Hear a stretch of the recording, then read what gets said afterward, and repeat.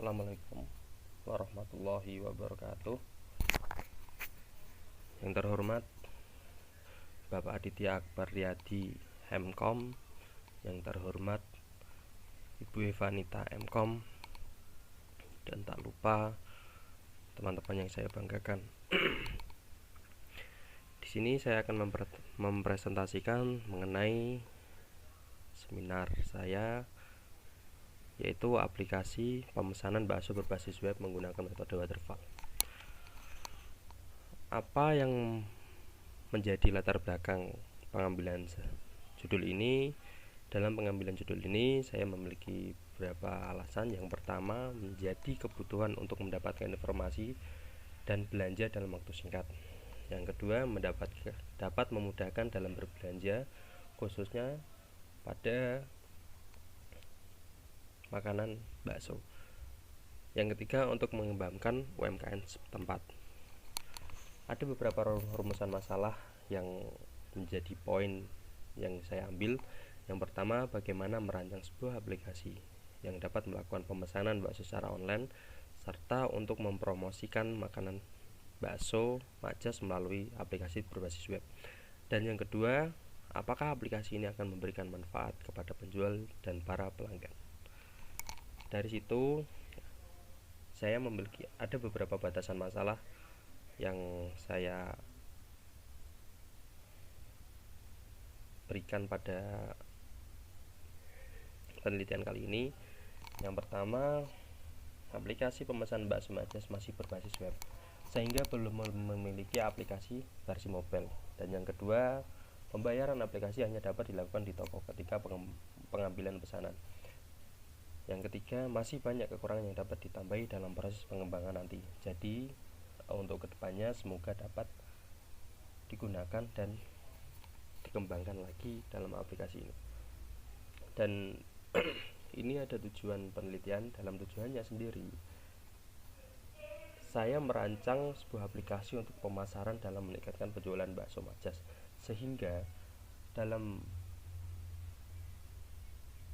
kedepannya nanti dapat mengembangkan atau meningkatkan penjualan untuk bakso Majas sendiri.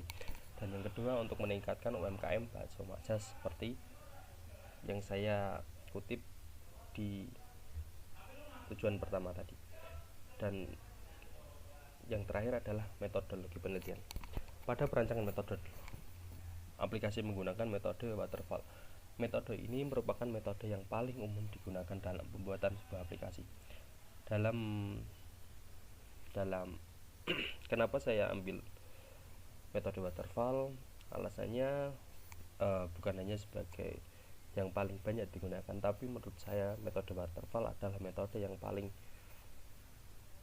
kompleks dan paling cocok dalam pembuatan aplikasi ini, karena tahapan-tahapan yang ia lalui lebih tersusun dengan rapi dan step by stepnya jelas. Seperti yang pertama, requirement analysis, yang kedua desain, yang ketiga development, yang keempat testing, dan yang kelima adalah maintain. Dalam tahapan yang pertama, di mana requirement analysis, kita dapat melihat dulu apa sih yang diinginkan oleh penjual dan apa sih yang dibutuhkan oleh pembeli. Jadinya dalam proses ini nanti kita bisa melakukan secara wawancara, penelitian langsung ke lapangan, dan lain sebagainya. Dan yang kedua adalah desain.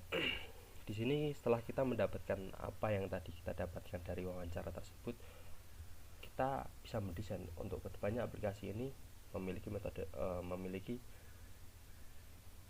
fitur apa saja sih yang dibutuhkan. Nah, yang ketiga adalah development. Di sini adalah proses pembuatan aplikasinya, sehingga apa yang telah kita rancang tadi kita aplikasikan, dan kemudian nanti setelah itu kita testing.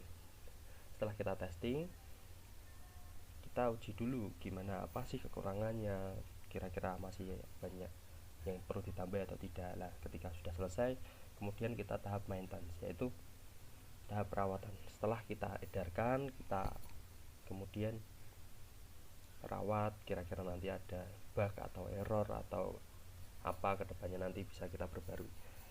Begitu kurang lebihnya, mohon maaf. Assalamualaikum warahmatullahi wabarakatuh.